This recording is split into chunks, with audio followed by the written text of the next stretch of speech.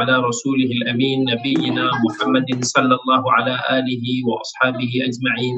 Rabbi shrah li sadri wa yassir li amri. Untuk pengenalan berkenaan dengan buku yang terbaru sekali, iaitu Ada Apa Dengan Kuliah Hadis sebagai akhirkan.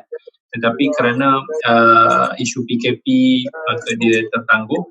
Tapi Alhamdulillah kata akhirnya buku ni lahir juga. Saya namakan dia sebagai Ada Apa Dengan Kuliah Hadis. Dan buku ini sebenarnya adalah satu buku yang pengalaman, bidang yang kita sedia maklum dia bukan satu bidang yang begitu popular berbanding dengan fiqh umpamanya. Sebab kalau kita tengok bidang fiqh ataupun syariah, dia lebih popular kerana ia kelihatan seakan relevan dari sudut kesemasaannya. Jadi ramai, kalau kita tengok bukan sekadar pengajian sahaja termasuk belajar kuliah hadis, ramai yang takut sebenarnya untuk nak belajar hadis. Jadi saya sendiri pada somebody yang langsung tak minat untuk nak mendekati agama ataupun ilmu agama, kira itu paling tak nak cuba jauh. Tetapi akhirnya saya jatuh cinta dengan bidang hadis. Jadi moga-moga insya-Allah dengan perkongsian ini dia boleh menyemarakkan kita, khususnya bagi tak kira sesiapa sahaja yang nak mendekati ilmu hadis ataupun ada anak-anak yang mungkin nak memilih jalan untuk nak join juga hadis, maka insya-Allah buku ni sesuai untuk dibaca supaya kita boleh belajar daripada pengalaman masing-masing. Jadi kalau semua lihat, saya cuba sharekan lagi. Ini adalah kira kata isi kandungan bagi buku inilah. Dan kalau semua tengok, dia ada lebih kurang, saya ingat lebih sikit daripada 20 bab yang saya khususkan untuk buku ini. Mula-mula sekali saya buat sebuah bab yang digelar sebagai ranjau berduri menuju sebuah destinasi, yang mana dalam bab ini menceritakan tentang awal macam mana kehidupan saya dulu, apa yang saya lalui daripada kecil dahulu, sebagai satu pengenalan untuk para pembaca semua faham kenapa dulu bila saya kata saya tak minat nak belajar agama, kenapa saya tak minat untuk nak belajar hadis. Ada saya ceritakan di awal-awal bab ini. Iaitu kalau kita tengok, mungkin ini boleh jadikan perkongsian kita sebagai ibu bapa semua. Tak ada siapa pun ibu bapa yang menakkan anak dia jadi bukan manusia lah. Kita nak anak kita ni at least jadi manusia yang bermanfaat. Jadi begitulah juga dulu ibu bapa saya juga sangat inginkan anak mereka ini untuk menghafal Al-Quran, walaupun di kala itu tak banyak tempat-tempat yang menawarkan tahfiz. Yang ada option pun sistem dahululah di Kelantan. Jadi saya seawal umur 9 tahun itu telah dihantar ke sana. Saya pula dulu ialah umur kecil, kita tak matang lagi, tak boleh nak berfikir dengan baik. Kita terima untuk nak pergi bersekolah di sana ni adalah kerana faktor bukannya faktor ingin nak belajar ke apa, tak, tapi kerana di sekolah tersebut ada menawarkan dalam brosur tu ada golongan boleh berlatih lumba kuda, boleh berenang. Dulu pernah terpatahkan kaki meja di rumah. Jadi saya dulu takutlah dekat ayah saya yang sangat garang dulu. Jadi sebagai anak kecil kita tak fikir apa, kita rasa macam nak lari lah daripada kalau kantor, takut kena rotan atau marah. Jadi itulah antara punca saya bersetuju untuk dihantar ke sekolah tahfiz di sana. Jadi pada usia 9 tahun, agak muda sebenarnya untuk nak berjauhan dengan keluarga. Jadi saya pergi ke sana, dihantar untuk menghafal Al-Quran. Pada mula-mulanya agak okey sebab di rumah ibu dan ayah saya memang memantau dengan baik. Kami pengajian itu memang sentiasa menjadi keutamaan mak dan ayah saya sejak daripada kecil. Apatah lagi kalau kita tengok sebenarnya mak dan ayah ni nak kata keinginan yang begitu mendalam. Seawal kami usia 2 tahun lagi, mereka telah memperkenalkan anak-anak dengan huruf-huruf Al-Quran. Ibu dengan Al-Quran, dengan huruf-huruf Al-Quran. Sebab bahasa kita ni sama ada Jawi, sama ada Melayu, English ke apa, itu insya-Allah kita akan automatically kita akan lalui lah dengan persekitaran kita. Tetapi Al-Quran ni tak banyak tempat lah yang tawarkan, dan kita susah nak melalui fasa tersebut. Alhamdulillah kami adik-beradik, mak kata umur 4 tahun tu dah kira khatamkan Al-Quran. Maksudnya bukanlah umur 4 tahun tu kami sudah berjaya khatamkan Al-Quran. Itu nak menceritakan tentang macam mana tingginya keinginan mak dan ayah saya dulu dalam nak mendidik anak-anak dengan Al-Quran. Jadi no wonder mereka cuba untuk nak carikan tempat yang mana boleh bagi anak-anak mereka menghafal Quran dulu, di mana ketika itu tidak banyak choice ataupun option sebagaimana pada hari ini. Jadi masa di sana mula-mula dulu saya agak okey, tapi sampai ke satu masa dalam beberapa bulan selepas itu, saya ni kita sangat kecil kan. Yalah umur-umur macam tu, budak-budak semua biasanya suka mengejek kan. Itu saya boleh nampak lah dekat mana-mana sekolah pun. Kalau boys ni, lelaki ni, itulah dia punya masalah utama. Mereka akan suka mengacau, macam moody lah, orang kata moody. Jadi bila moody tu saya mula berubah. Daripada situ saya mula macam tak nak pergi ke kelas. Bila saya tak pergi ke kelas, inilah saya, anak-anak ni sebenarnya ada macam-macam karakter. Tak semua anak-anak yang boleh dikasari ataupun ada yang tak boleh terima kan. Mungkin saya salah satu dia. Sistem dulu kan, asyik-asyik kena belasah sebab rotan kan. Saya jadi marah lah. Bayangkan nak kejut tidur kena rotan, terlambat sikit pun kena libas, apa sikit semua saya kena sebab jadi sakit hati sungguh. Itu anak-anak yang cuba nak memberontak untuk nak melawan sistem. Akibat daripada tu saya dibenci oleh ustaz-ustaz di sana dan juga press lah macam tu. Sampai dulu kita pernah doa untuk nak mati dan sebagainya. Mungkin zaman dulu tu tak berapa terkenal istilah tersebut, tapi bila saya ingatkan kembali, yelah sampai begitulah dia efek sangat pada diri. Dan berpindah ke sekolah lain, ke Perak, dan kemudian balik ke Kelantan, kemudian pergi ke Jana Baik. Masa saya pergi dekat Malim Nawar Perak tu lagi dahsyat lah. Kawan-kawan dia, level of bully yang ada dekat sekolah tu jadikan saya makin tertekan. Dia memang saya tak belajar lah, saya tak study, saya tak hafal Quran, saya do nothing because of atau kelima, saya selepas daripada Pahang Jana Baik tu saya patah balik ke Kelantan semula. Jadi bila masuk Kelantan tu, masa tu umur saya dah dalam darjah 6. Darjah 6. Jadi saya terpaksa lalui balik fasa tu dengan saya budak-budak nakal punya aktiviti, curi-curi keluar. Saya ingat lagi kami panjat bangunan daripada tingkat 4 boleh turun ke bawah, naik balik biasa tu hari-hari kita buat semata-mata nak cari sesuap nasi yang dekat kedai ni. Itu nasi berlauk 50 sen tu dah rasa sedap. Ataupun kadang-kadang nak pergi cari komik ke ataupun beli nasi goreng ke apa gitu. Macam masa tu is heaven lah kalau boleh buat benda-benda tu. Jadi akibat daripada tu ustaz-ustaz semua masa tu banyak lah yang tak suka pada saya, dan sampai ke tahap akhirnya mereka tak pedulikan saya lah. Bila saya bagi salam pun tak jawab, saya datang kelas tak datang kelas, baca tak baca, semua tak di-ignore. Jadi buatkan saya rasa macam kita ni tak wujud kan. Jadi sebagai remaja, teenagers masa tu, kita nak buat something yang boleh mungkin menarik perhatian sekolah, cuma dengan cara yang tidak tepat. So, bila sampai ke usia saya dah penghujung 14 tahun, akhirnya mak, sebab dulu kita memang tipu je lah mak ayah, tanya apa cerita perkembangan semua kita boleh.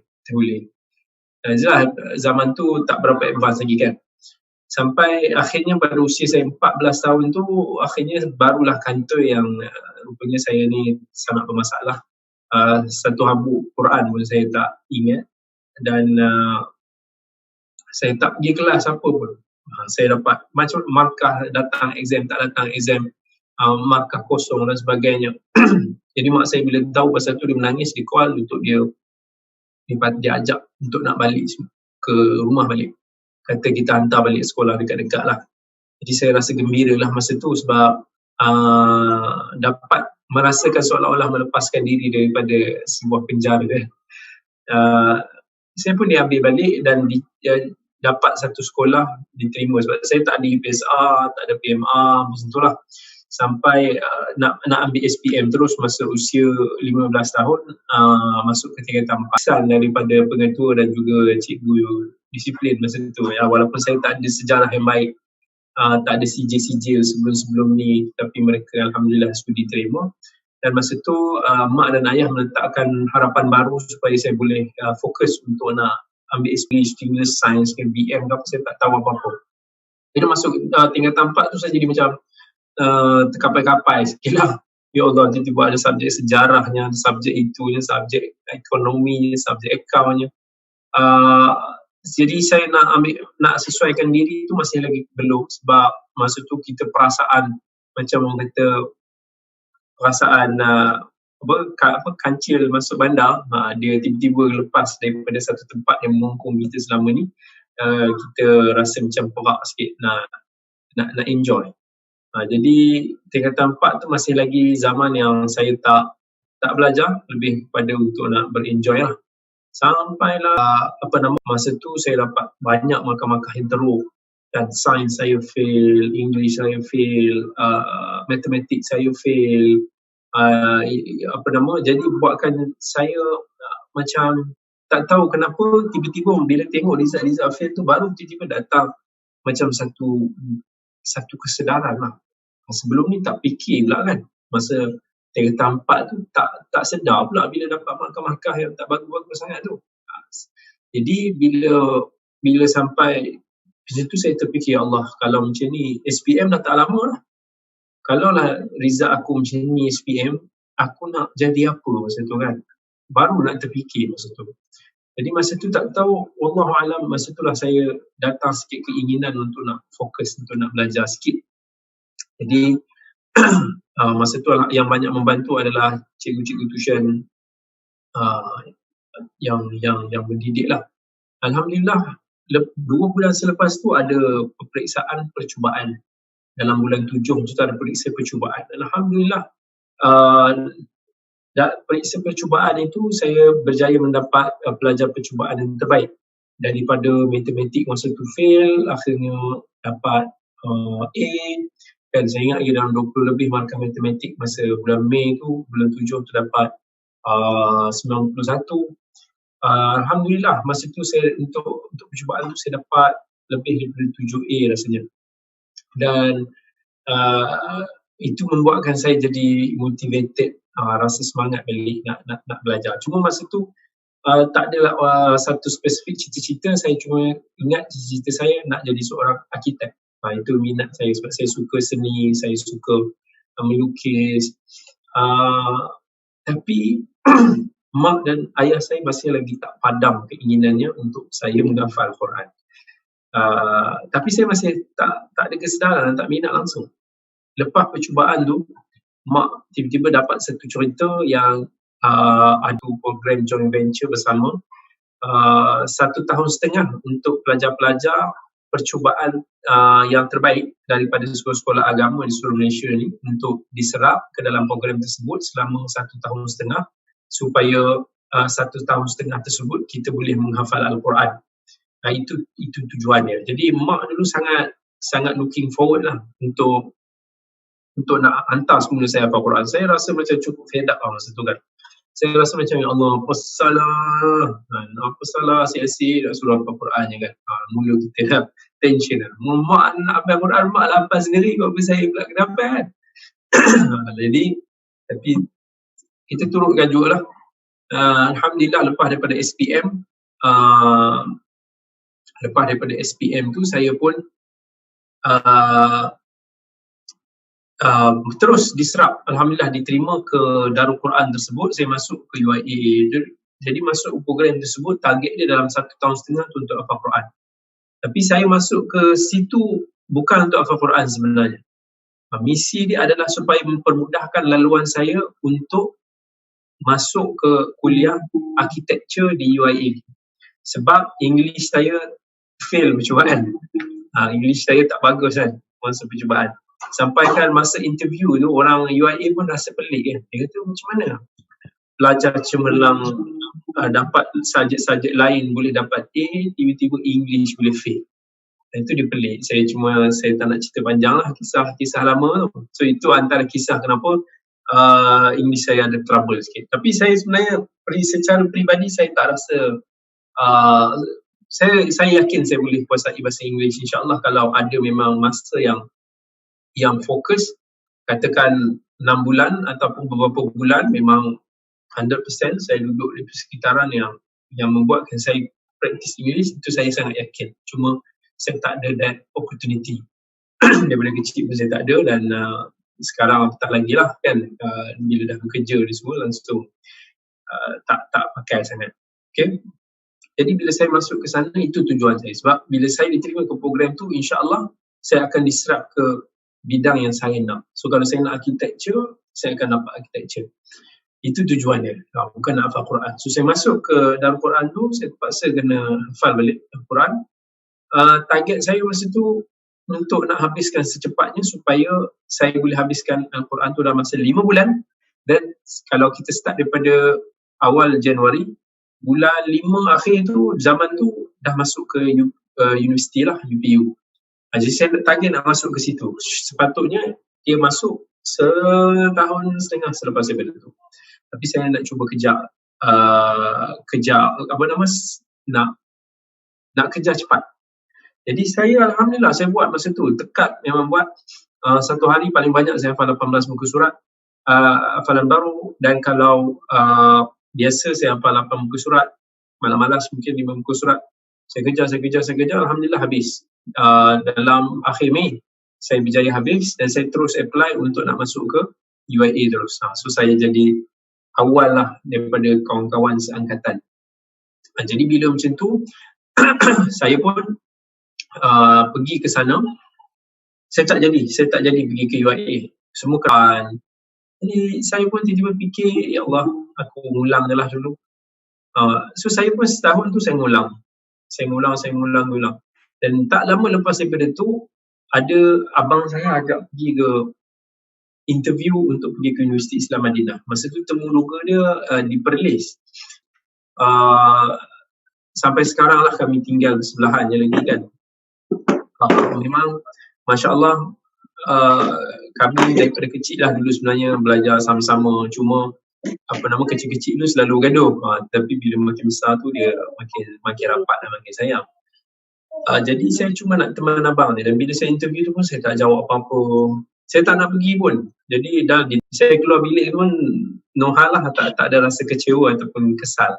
Sampai saya dah masuk UIA.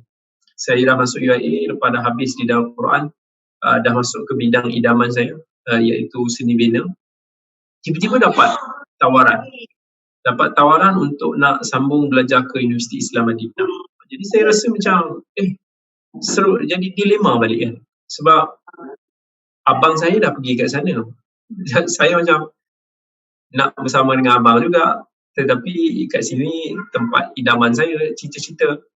Saya jadi dilema. Ada kawan suruh pergi, ada kawan kata dia arkitek. Bidang agama ni bidang yang saya tak minat. Sebab saya langsung tak ada idea. Saya tak tahu apa benda bidang agama nak belajar. Dan mungkin saya tak ada idola, tak ada inspirasi. Saya tak tahulah, saya tak kenal. Jadi saya jadi rasa macam trauma sikit. Saya tak mahu.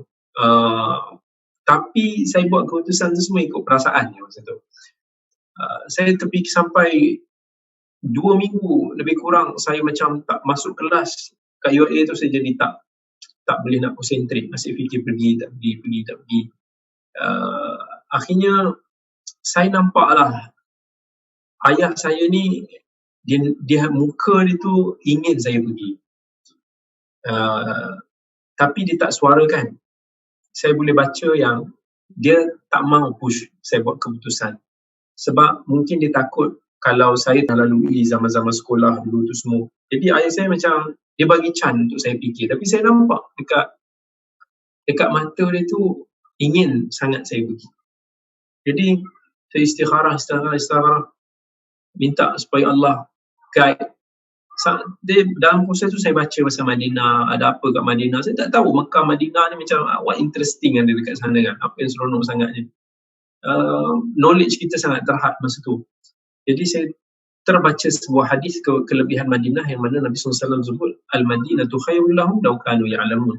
Sesungguhnya Madinah itu baik bagi mereka yang mengetahui. For some reason I don't know, but hadis ini menusuk ke dalam hati lah, yang membuatkan saya tiba-tiba rasa macam nampak sekarang yang saya tak tahu. Mungkin ke apa yang saya rasakan sekarang ni baik sebenarnya tak baik bagi diri saya? Mungkinkah ini adalah peluang jiwa dan akhirnya saya buat keputusan untuk pergi. Kawan semua lecturer kata jangan pergi, kawan dia dah interview 3 kali tak dapat, kenapa kamu tak nak pergi? Dia marah kat saya kalau saya tak jadi pergi. Akhirnya saya pergi.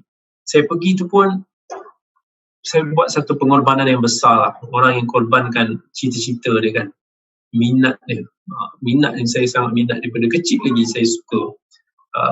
Saya ada lukisan-lukisan bangunan yang saya buat. Saya ada lukisan-lukisan macam-macam lah dulu buat, tapi saya dah lama tak lukis, dah hilang lah skill. Jadi saya pergi ambil keputusan, saya berhenti daripada UIA, saya pergi ke Madinah. Jadi bila saya pergi ke Madinah, masa tu batch saya 15 orang pergi.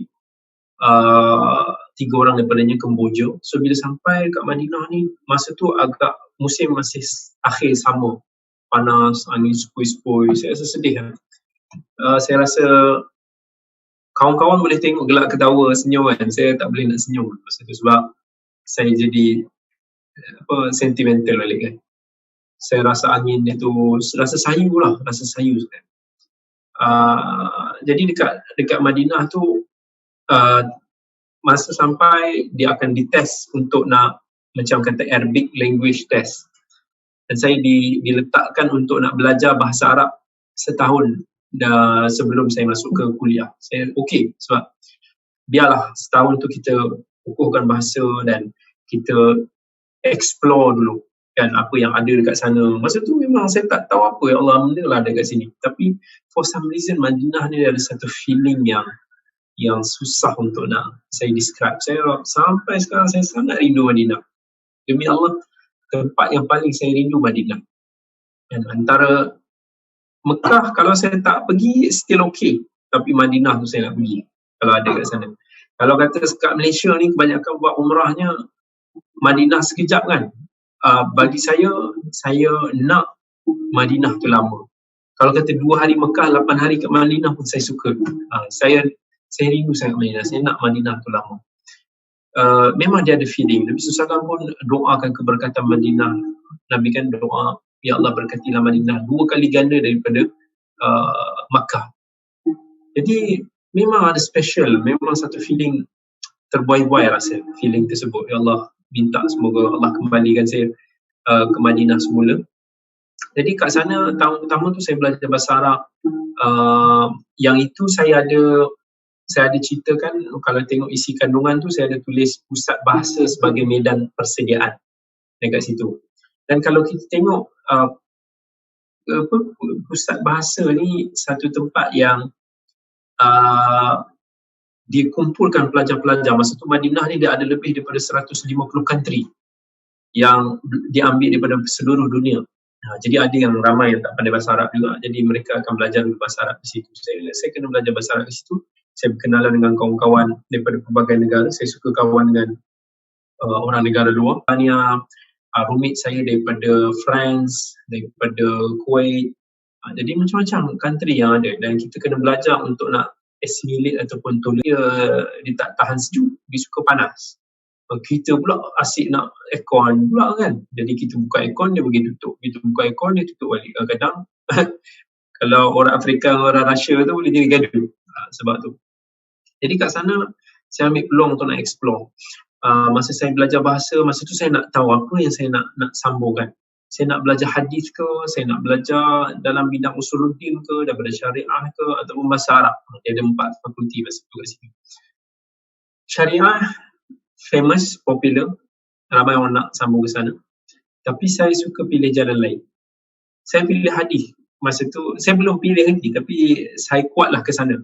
Saya beli buku-buku pasal hadis, saya cuba baca. Yang basic, yang paling simple, nipis macam ni lah. Macam buku ni sendiri. Pun saya tak boleh nak faham masa tu kan. Allah. Bila sekarang ni saya baca balik buku tu, simplenya.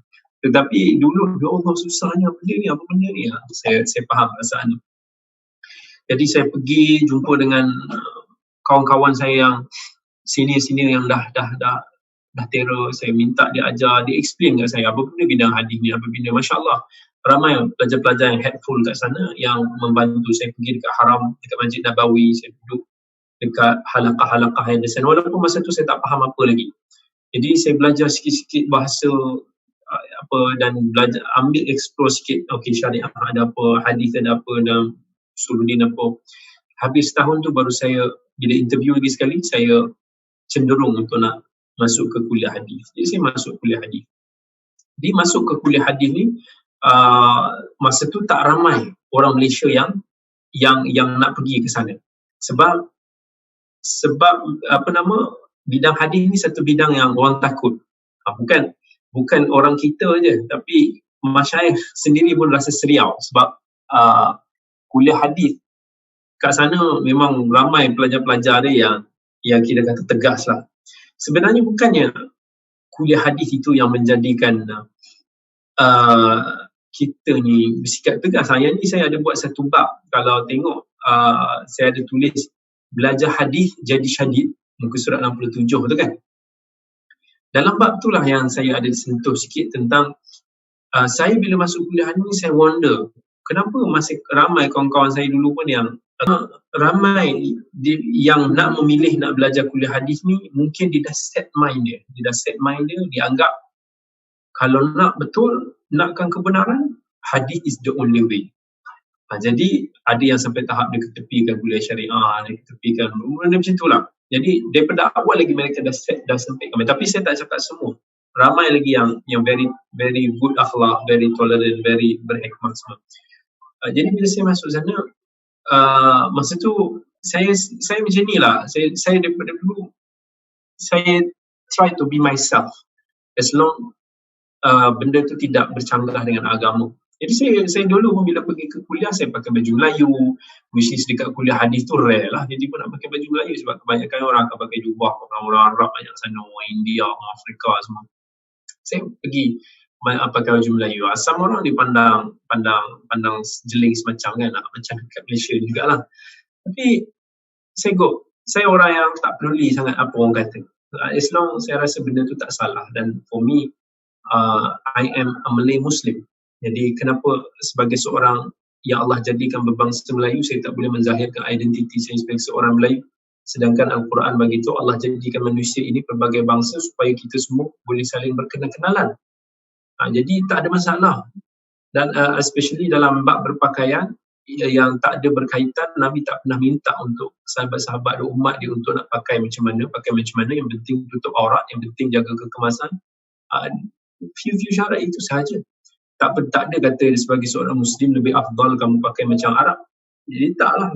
Ada kawan-kawan saya sampai pakai selendang macam Arab tu semua. Saya kata, kita bukan Arab, tak payah pakai macam Arab. So saya try to begitulah. Jadi masa dekat kuliah hadis ni, saya baru renung kembali, saya belajar sikit. Bila baca banyak hadis, subjek-subjek dia, masa tu saya rasa macam sepatutnya bila kita selalu bersama dengan hadis Nabi, kita rasa dekat dengan Nabi. Kita rasa macam we should teladani Nabi SAW. Bila tengok karakter Nabi SAW, manusia yang disenangi, yang dicintai sesiapa sahaja yang melihatnya. Kita sepatutnya pelajar hadis try to be like that. Tapi tak. Kita kadang-kadang lagi kita rasa kita kenal Nabi, kita rasa macam kita suci lah. Orang lain semua nampak salah, nampak aib. Dan itu something yang saya tak setuju. Dan Nabi SAW cara dia berinteraksi dengan orang, macam Nabi SAW berinteraksi dengan pelbagai lapisan orang yang IQ tinggi, orang yang mungkin rendah sikit. Nabi raih kan. Nabi tak pernah buat muka yang macam membuatkan orang tu terasa unwelcome. Bahkan ada sahabat beritahu kalau dia salam dengan Nabi, I think that should be salah. Sebab tu saya jumpa sesiapa pun, I never, dan saya tu tak pakai tudung ataupun ragat macam mana sekalipun, I never akan bagi pandangan yang serong. Sampai disembang dengan saya, dia kata, saya rasa inilah first time saya jumpa ustaz yang tidak menghukum saya ataupun melihat saya daripada luaran, bahkan macam raikan saya sebaik-baiknya dia. So benda tu baru masa tu saya makin pupuk untuk minat dalam bidang hadis. Cuma dalam buku ni saya ada cerita lah macam mana pengalaman belajar dekat kuliah hadis, pahit getir dia, macam mana saya berkenalan dengan syekh-syekh yang hebat-hebat mengajar, yang menjadi inspirasi kepada kita. Pengalaman yang kita lalui, kita tengok tu, itulah yang mengajar kita sebenarnya. Pengalaman ini satu pendidikan yang hebat. Laisal khabaru kal mu'ayyanah. Dalam hadis riwayat Ahmad, Nabi SAW bagi tahu, bukanlah bila kita dengar sesuatu itu tidak akan sama seperti kita menyaksikan ataupun kita mengalaminya sendiri. Itu apa yang saya boleh katakan. Dan ringkasnya, walaupun saya telah balik daripada Universiti Islam Madinah itu, alhamdulillah,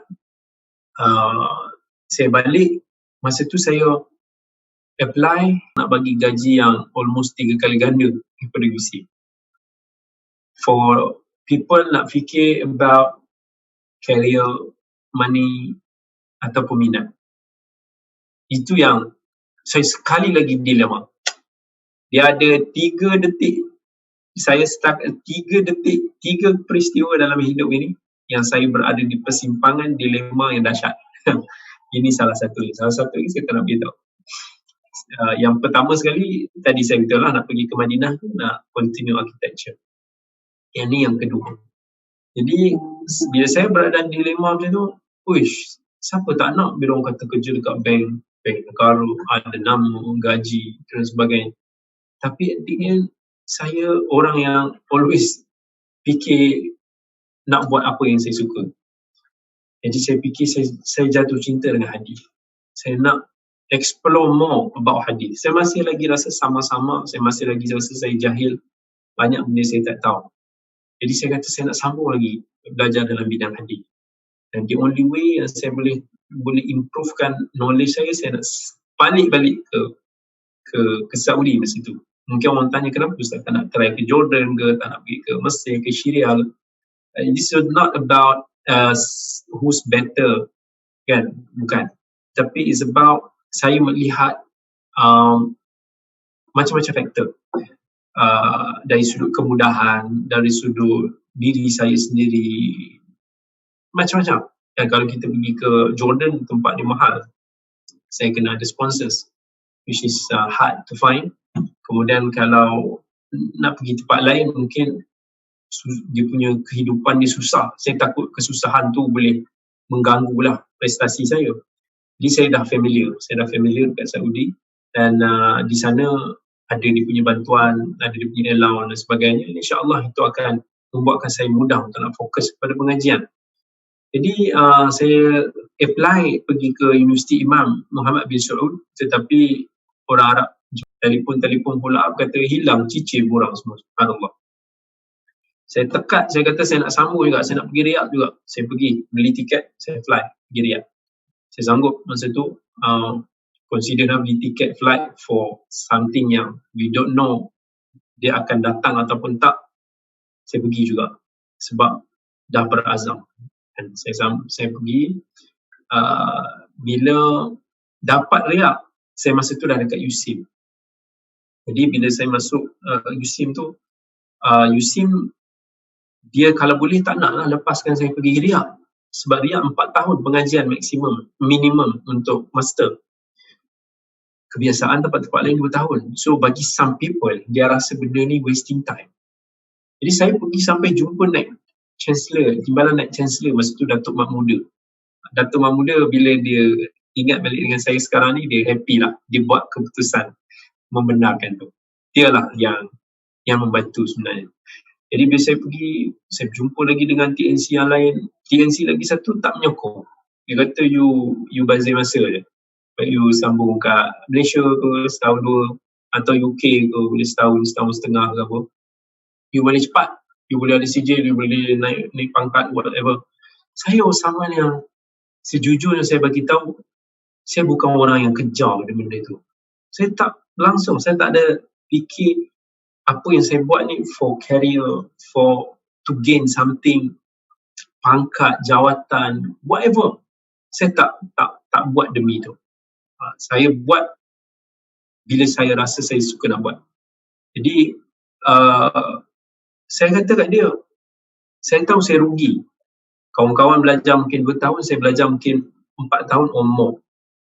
Tapi trust me, dekat sana adalah tempat saya nak kumpulkan modal hadis. Macam mana seorang peniaga, saya kata kat dia, macam mana seorang peniaga perlukan modal yang besar untuk nak buka bisnes yang besar. Kita sebagai ilmuwan, sebagai scholar, modal kita adalah ilmu. Kalau kita ada knowledge yang banyak, insya-Allah we can do more.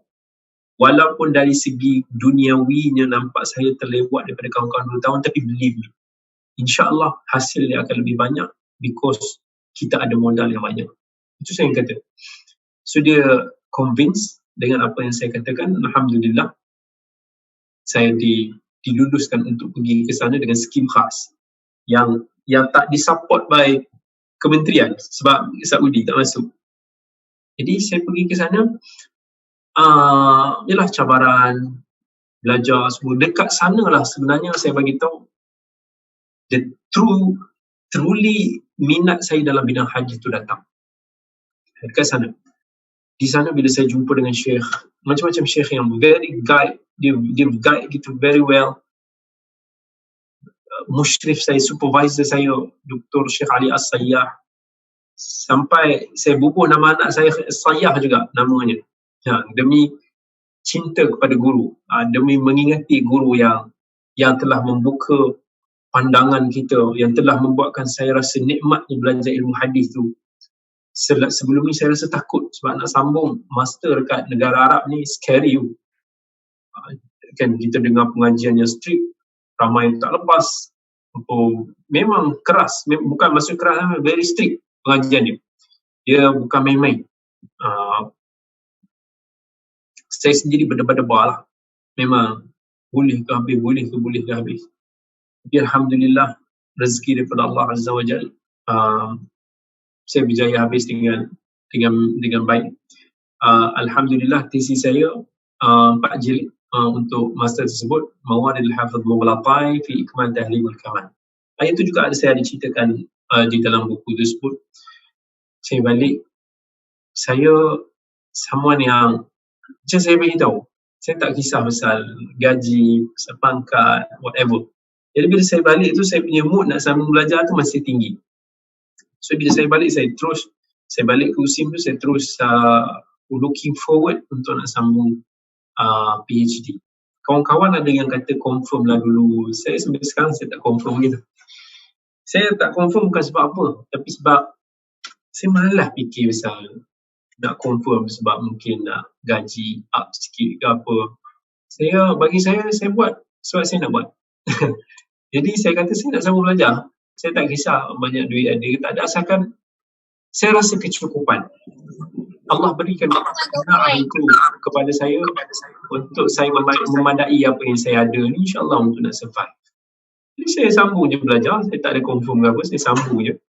Jadi Alhamdulillah macam mana yang mungkin ramai maklum, Alhamdulillah akhirnya saya tamat. Tapi sejujurnya saya beritahu Allah banyak bantu. Bukan kerana kepandaian saya, bukan kerana apa, saya tak rasa saya pandai, saya tak rasa saya rajin. Demi Allah saya rasa sebenarnya ada asbab lain yang Allah permudahkan urusan hidupnya. Saya buat tesis tu, 3 jilid PhD saya, 1,500 buku surat tu, sebenarnya saya buat around setahun lebih kurang. Walaupun tempoh yang diperuntukkan 3 tahun, tapi saya buat setahun lebih kurang. Saya tutup tu masa anak saya Sayyah tu lahir. Masa dia isi saya tengah contraction tu, saya dah sampai final lah. Sampai dah tengah tulis result ni semua, nak habis dah. Isi saya contraction, dia kata 10 minit lagi, dah 10 minit contraction. Saya kata sikit lagi. Sampai dia dah kata 5 minit contraction, saya sikit. Saya tutup laptop, siap, terus saya bawa isteri pergi ke hospital, bersalin, alhamdulillah, dekat hospital pada malam tersebut. Jadi lepas daripada tu saya tak buka tu. Dekat 2 tahun lalu saya dah sibuk dengan komitmen lain-lain, kemudian dilantik jadi admin. Saya percaya pada, pertama sekali saya percaya pada doa ibu. Itu saya selalu ulang. Ini doa yang saya rasa support saya selama ini. Dan ni Allah dah kata dia sebagai pintu rezeki, sebagai pintu kelapangan dalam hidup. Allah akan beri jalan keluar rezeki yang tak disangka-sangka. These two what I truly believe. So alhamdulillah, kemudian sebenarnya dalam buku ni saya selit banyak faedah-faedah hadis yang sebenarnya saya ada masukkan dalam buku ini. Dan sebenarnya apa yang saya ada tuliskan, bila saya tulis buku ni, inspirasi saya tulis saya yang mungkin Sam tahu dia orang ni pun selalu masuk TV semua. Saya sebabkan pengalaman yang saya lalui masa saya kecil dulu, saya disisihkan kawan-kawan dan guru. I try to be the good example, the best teacher for my kids lah, for my students ni. Saya tak mahu apa yang menimpa saya dulu ni menimpa mereka. Saya nak mereka rasa truly ada bond dengan guru mereka, rasa ada somebody yang jadi saya try to buat macam-macam. Saya nak, anak-anak murid saya ni pun bila tanya nak jadi cita-cita tu nak jadi apa, macam-macam lah. Dulu tak ada cita-cita lah, tapi ada yang kemudian nak jadi itu, nak jadi ini. So, saya begitu asalnya. Bila saya tengok beberapa daripada diorang sangat berbakat untuk nak masuk dalam bidang hadis, saya teringin, antaranya Safiyah Al-Fauzani yang mungkin ramai tahu, hafalan dia super-duper tu. Jadi saya nak ni, this girl, saya nak jadi version Imam Bukhari Muslimah punya dekat Malaysia ni. So sangat sukar kita nak dapati the woman scholar yang truly very powerful lah dalam hadis, yang boleh hafal mungkin thousands or hundreds of hadis dalam kepala dia. But I can see the talent inside this kid. Saya nak sangat Safiyah tu. Saya sanggup hantar dia dulu pergi ke umrah. Saya pergi umrah. Bukan saya pergi, saya hantar dia pergi umrah as a reward. Tapi pada masa yang sama, saya nak dia dapat that feel, that interest, that minat. Dan saya tulis buku ni untuk bagi dia baca, bagi anak-anak lain baca, bagi parent baca, bagi anyone yang berminat untuk nak anak-anak mereka belajar agama ataupun hadis secara khususnya, supaya boleh jadi satu inspiration, boleh jadi motivation, boleh jadi banyak advice yang saya sertakan. So that's yang saya kata the objective of saya menghasilkan buku ini, dengan tujuan untuk nak menarik seramai mungkin orang yang membacanya untuk mendekati agama Allah, mendekati hadis Nabi SAW. Itu tujuan saya. So itulah kita kata secara umum, tapi of course banyak lagi yang detail-detail yang saya tak sebutkan, tapi insyaAllah boleh baca dalam buku ini. Moga-moga saya doakan insyaAllah ada manfaat kepada kita semua. So saya buka untuk beberapa masa yang terakhir ni pada sesiapa yang ada soalan ataupun pandangan, idea or whatsoever. Ahlan wa sahlan.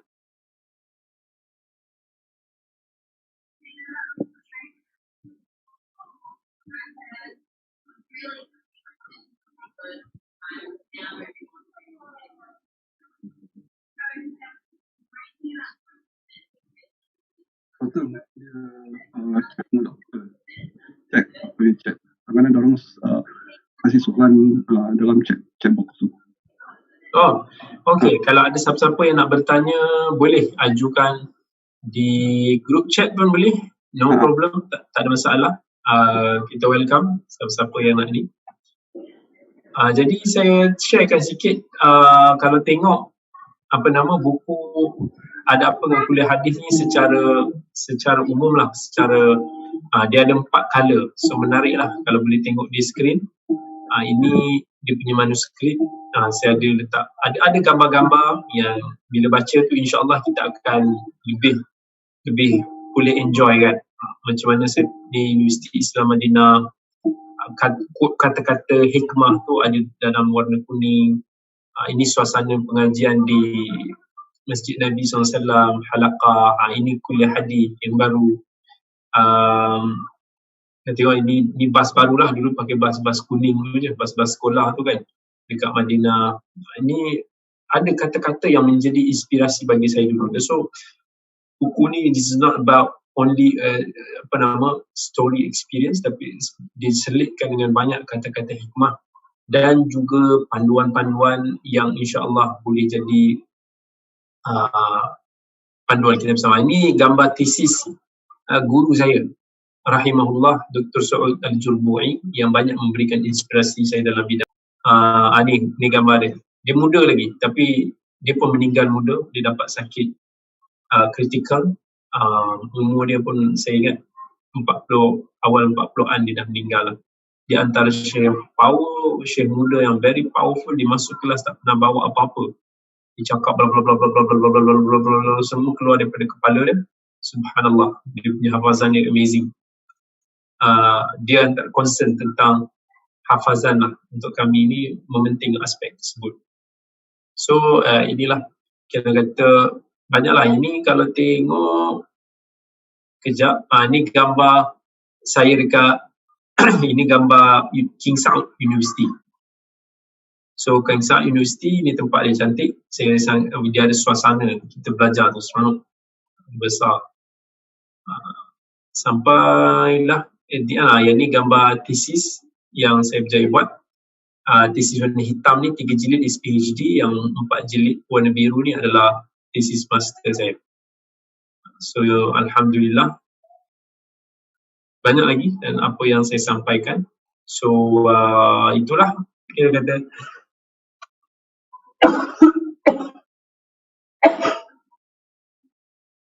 sikit sebanyak apa yang saya boleh sharekan secara rumusannya di sini. Ni siapa yang nak ni boleh dapatkan.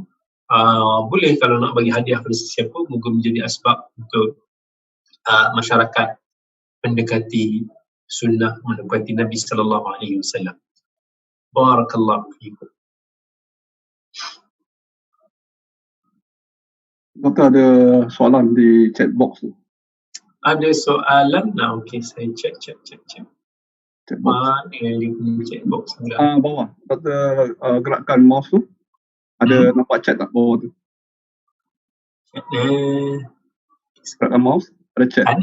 Tadi ada. Okay, Doktor unshare the screen first. Okay, stop share. Stop sharing. Alright, ni baru nampak. Okay, Assalamualaikum Ustaz. Mohon saranan universiti yang sesuai dalam bidang hadis syariat, sebab lelaki kita tak murid sangat insyaAllah. Perempuan kita nak pastikan tempat yang selamat bagi dia, tempat yang useful. Tapi kita tak nafikan sebenarnya memang kurang penumpuan diberikan kepada pelajar-pelajar wanita. Even saya sendiri pun bila ada dengan sahabat-sahabat yang dulu belajar di Pakistan dia pun, student perempuan mereka biasanya akan ada sampai certain tahap. Tak tahulah apa faktor dia. Sebab saya sayanglah, antara benda yang saya selalu terfikir is kita selalu tengok masa kita zaman sekolah kan, kawan-kawan pelajar-pelajar perempuan kita lah biasanya high scorer ni. Tetapi at a certain stage, tiba-tiba pelajar lelaki pula bila dah naik, bila semakin dewasa, yelah pelajar lelaki ni lambat matang masa sekolah, dia main, dia lokal itu ini. Tapi bila dah mature, dah masuk ke tahap universiti sampai atau alam pekerjaan, dan mereka ni go higher. Jadi saya wonder, bila even tengok pelajar sekolah agama perempuan, biasanya diorang ni lebih score di atas paper tu lebih daripada lelaki. Tetapi kita jarang dengar bila dah masuk ke universiti, pelajar perempuan dalam bidang agama, khususnya bidang agama, bukan bidang lain, yang betul-betul menyerlah berbanding dengan lelaki. For somehow, anak-anak perempuan kita tenggelam sikit for certain reason. Masa dia belajar lagi sebelum kahwin. Jadi, sebenarnya tempat belajar tu ada. Kalau kata di Malaysia pun ada. Di Malaysia banyak. Tetapi cabaran di Malaysia ni sebenarnya saya bagi tahu is persekitaran.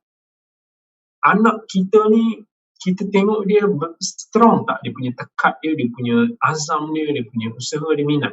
Kalau dia macam lemah-lemah sikit, kalau dekat Malaysia ni mesti ditumbang. Sebab ini pengalaman saya sebagai pensyarah. Saya tengok pelajar-pelajar saya sendiri, kebanyakannya perempuan. Masalahnya adalah kerana jarang ada pelajar perempuan yang ada that very strong will untuk nak jadi somebody dalam agama. Memasang cita-cita, let's say, untuk nak to be good dalam hadis, dalam nak jadi apa. Kita tak ada, bukan tak ada, tapi tak ramai dengan populasi pelajar perempuan yang mendominasi universiti sekarang kan. Saya mengajar kat Musim. Kalau di kelas tu, kalau dewan besar tu ada 100, katakan 200 pelajar. Pelajar lelaki tu cuma mungkin 20 orang atau kurang, belasan orang. Yang lain semua pelajar perempuan. Kalau dalam kelas, kita tengok 10 baris perempuan, 1 baris lelaki. Dia sikit lah, tak tahu kenapa. Tapi sangat sukar untuk nak mendapati pelajar-pelajar perempuan yang betul-betul very ada strong will untuk nak sukses. Sebab tu saya bila tengok Safia, anak murid saya ni, dia ada that tekad. Dia ada that ability. Saya nak dia mencuburi bidang supaya dia boleh jadi somebody in future. InsyaAllah dia boleh jadi scholar muslimah yang bukan tak ada pelajar perempuan. Antaranya di Riyadh ada Universiti Nora, Amirah Nora, iaitu Princess Nora University. Boleh search lepas tu. Itu universiti sangat-sangat besar. Sangat besar. Kalau daripada airport nak pergi ke bandar tu, kita lalu 6 kilometer. Universiti tu tak habis-habis. Dia punya besar dia. Siap ada LRT lagi dalam khas untuk, dan tak ada orang luar boleh masuk. Mesti untuk perempuan. Sekat situ boleh.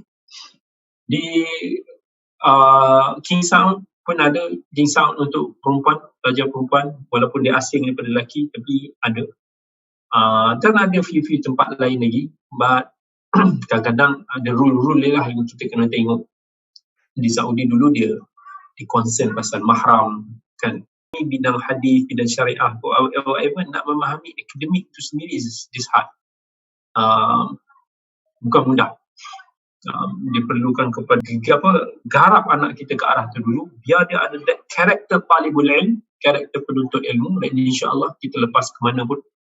Apa nasihat Ustaz kepada ramai orang muda yang masih belum mengenali din kita? Okey, soalan yang sangat bagus. Percaya sebenarnya sepotong hadis Nabi SAW yang diriwayatkan dalam sahih, Nabi SAW kata, basyiru wala tunaffiru. Wala tunaffiru, jangan buatkan mereka lari daripada kita. Ini prinsip yang saya pegang, to come closer to our deen. Saya tak suka buat orang lari. Orang bila dia lari, maksudnya dia tak suka. Bila tak suka, dia akan menjauhi pergi kita. Tapi bila dia suka, dia akan mencari.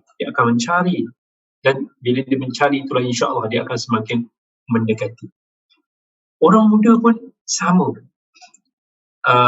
Orang muda ni masih lagi terperangkap dalam budaya hiburan, enjoy dan sebagainya. Jadi nak mendekati mereka ni is truly a big challenge. Saya jujur, saya bagi tahu pada tuan-tuan perempuan semua, if I gonna talk to, saya kena bercakap. It's harder to talk with teenagers sebenarnya. Sebab kadang-kadang akal mereka ni tak sampai ke arah tu. Dia punya cara persepsi dia, cara pandangan dia is different.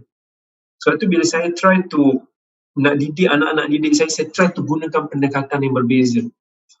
Sebab tu mungkin orang kalau tengok, kenapa saya dengan anak murid ni macam, mereka ni nampak macam gila-gila sikit. Ataupun taklah macam orang biasa tengok pelajar-pelajar tahfiz. Sebab saya cuba try to mendidik anak-anak orang muda ni bukan dengan menakutkan. I try to make them happy, enjoy dengan penuh nasihat. Saya biar try to dia nak jadi diri mereka sendiri, tapi dengan ada bimbingan. Saya tak mau depan mak ayah, depan kita ditunjuk, di pretend to be a good man. Dia nampak perwatakan, nampak penampilan bagus. Belakang kita dia punya, wah, dia goreng lain benda, is different. Itu lagi dangerous. Untuk future lagi dia lah, apa, istilahnya evil. Kita apa sebut tadi English dia. So, itu yang kita worry. So, saya suka didik dia ke arah tu. Biar orang muda ni dia ada kesedaran sendiri. Biar datang kecintaan tu pada diri mereka sendiri. Bila ada that truly love, sayang tu, insya-Allah mereka akan usaha untuk nak dapatkan ke arah tu. Mereka ada tenaga. Jadi insya-Allah mereka akan usaha untuk nak dekatkan mereka. Terus saya, nanti bila apa yang saya tulis, buku-buku saya semua untuk nak menarik minat orang pelbagai lapisan masyarakat supaya mereka datang mendekati awak agama kita ni. Sebab saya tak suka pendekatan yang sarkastik. Ada certain benda yang is really need to talk about it, yang mana perlukan very ketegasan dalam sistem benda, dan maybe at that time kita perlu, especially bila batasan yang Allah telah tetapkan ini dilanggari. Itu pun Nabi SAW sendiri pun marah ya, dalam keadaan macam tu. So kita perlu bercakap dengan anak muda ni dengan bahasa mereka, dengan uslub mereka, tetapi pada masa yang sama jangan kita terjun tenggelam dengan mereka, tetapi mereka yang akan datang kepada kita. So yang ni semua depend pada situasi, tengok kepada karakter masing-masing, sebab karakter is very memainkan peranan. Ada karakter some orang yang kita boleh tegas sikit kepada kata-kata yang naikkan semangat dia selalu. Ada some orang kita kena bambu dia selalu. So berbeza pendekatan ni. Serulah mereka ini, bab kata Allah Azza wa Jalla, ud'u ila sabili rabbika bil hikmah. Bila kita nak seru manusia ke jalan Allah, ke jalan agama ni, serulah dengan penuh bijaksana. Bil hikmah, hikmah ni kebijaksanaan, which is we use our mind untuk nak tengok keadaan yang mana yang sesuai. Jadi alhamdulillah. Ya, ada soalan? Waalaikumsalam warahmatullahi wabarakatuh. Ada soalan Ustaz, kalau parent tu dia mementingkan kerjaya daripada apa yang Ustaz cakap, macam Ustaz tak fikir pasal kerjaya macam career sangat kan, tapi dia keluarga tu mungkin pasal kerjaya jawatan, gaji besar, walaupun kita dalam bidang agama dia cakap gaji kecil dan kita rasa stres kadang-kadang tu. Apa reaksi kita untuk kita nak bertindak kepada kedua ibu bapa kita? Saya pernah jumpa orang kampung, isteri saya, dia nak anak dia dipikir macam tu pula kan. Jadi sedih lah, sebab manusia ni ramai dia masih ukur lagi some kejayaan, dia masih ukur lagi rezeki ni semua dengan wang ringgit lagi. Jadi dia rasakan bahawa sama ada dia rasa agama ini boleh dijadikan batu loncatan untuk nak memperolehi keduniaan, ataupun ada masa dia merasakan, ada orang merasakan bahawa agama ini membuatkan dia menjauhi ataupun tidak mendapat keduniaan. So ini antara mentaliti. Sebab tu antara yang saya share, tengok kalau kata dekat mana yang tadi, okey, sekejap saya kena buka balik. Dia ni share screen, maksudnya kalau saya klik tu dia ada lah ke macam mana? Ada. Boleh nampak ke? Boleh. Nampak. Okey, kalau nampak ada dekat belakang kulit buku tu, apa yang saya tulis? Saya tulis, belajarlah kerana ilmu. Belajarlah kerana ingin meningkatkan kualiti dan memenuhi kepuasan diri sendiri. Biarlah sampai kita merasakan tidak sesekali rugi, walau kita seorang yang bergelar doktor, apa ataupun whatever pangkat sekalipun, tetapi bekerja sebagai pembuat roti canai. Kita tak rasa malu. Hakikatnya menuntut ilmu itu tidak akan pernah terhenti sehinggalah kita memejamkan mata nanti. Sesungguhnya ilmu Allah itu sanggup luas tidak bertepi. Janganlah sesekali angkuh dengan ilmu yang diberi kerana ia hanyalah umpama sebutir pasir di alam yang fana ini. So apa yang saya nak sampaikan kat sini is, bila kita nak belajar, first kali ikhlas. Itu very important. Ikhlas ni maksudnya kita nak mengharapkan ganjaran di sisi Allah. Percayalah, kalau kita ikhlas, Allah akan berikan kepada kita dunia dan akhirat. Allah janji.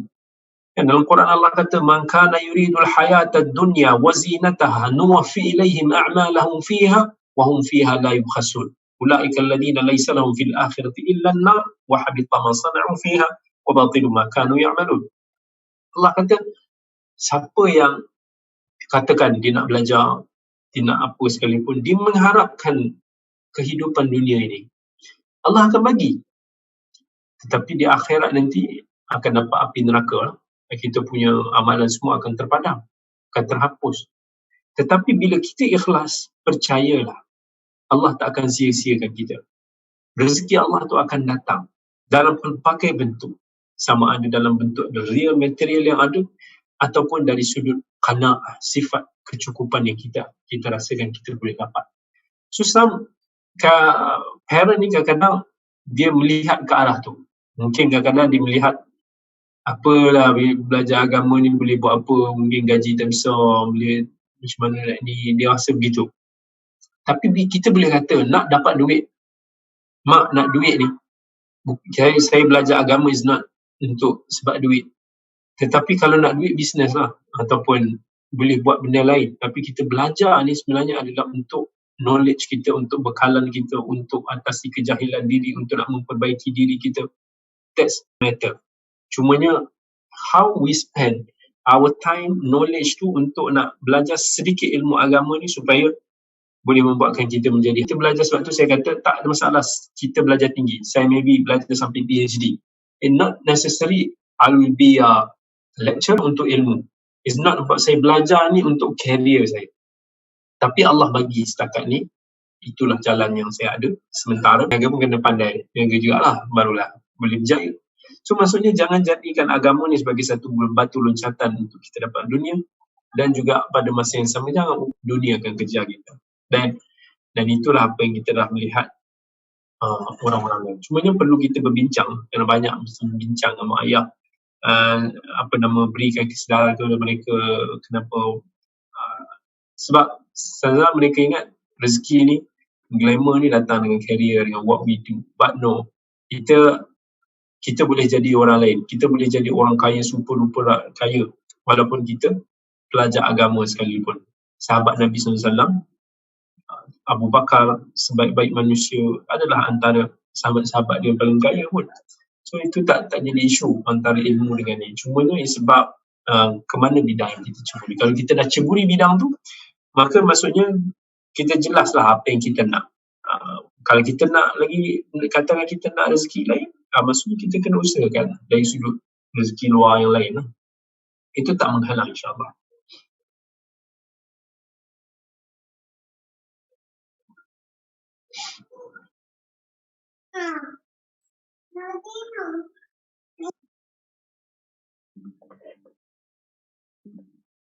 Siapa yang ada soalan boleh unmute.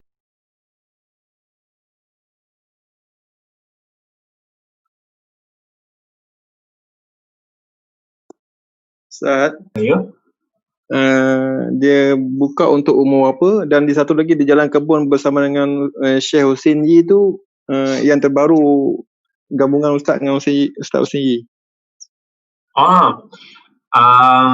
Yang di Shah Alam yang mungkin biasa siapa tengok TV tu memang ada di Shah Alam, tapi yang itu sebab yang itu sebenarnya kami sponsor sendiri.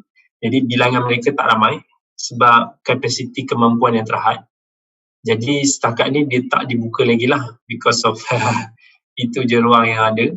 But kalau di Jalan Kebun yang saya dengan Ustaz Usini sebagai penasihatnya itu adalah dia membuka ruang daripada umur anak-anak 10 tahun.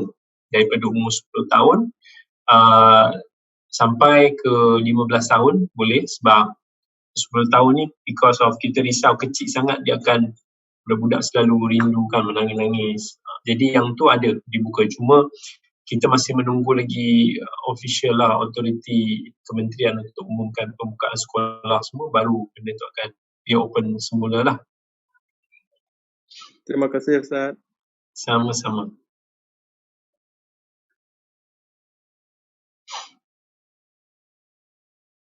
Macam Ustaz, Ya. mungkin dah tak ada soalan lagi kita akhiri. InsyaAllah. Okey, boleh. Jazakumullahu khairan. Terima kasih banyak-banyak saya ucapkan kepada hadirin dan hadirat semua. InsyaAllah kita bertemu lagi pada masa yang akan datang. Saya doakan semoga Allah berkati kita semua dan sentiasa mendekatkan kita semua dengan agamanya. Moga-moga Allah kurniakan kita semua syurganya. Wabillahi taufiq wal hidayah. Wassalamualaikum warahmatullahi wabarakatuh. Terima kasih. Assalamualaikum. Waalaikumsalam warahmatullahi wabarakatuh. Hindu aja. Terima kasih Ustaz, banyak-banyak. Terima kasih. Terima kasih semua. Abang Jafni, kirim salam pada sahabat-sahabat di Melbourne semua. InsyaAllah Ustaz, insyaAllah. Semua ada semua kat situ je lah. Barakallahu fiikum. Assalamualaikum. Waalaikumsalam. Kami tunggu Inggeris buku Inggeris. Assalamualaikum.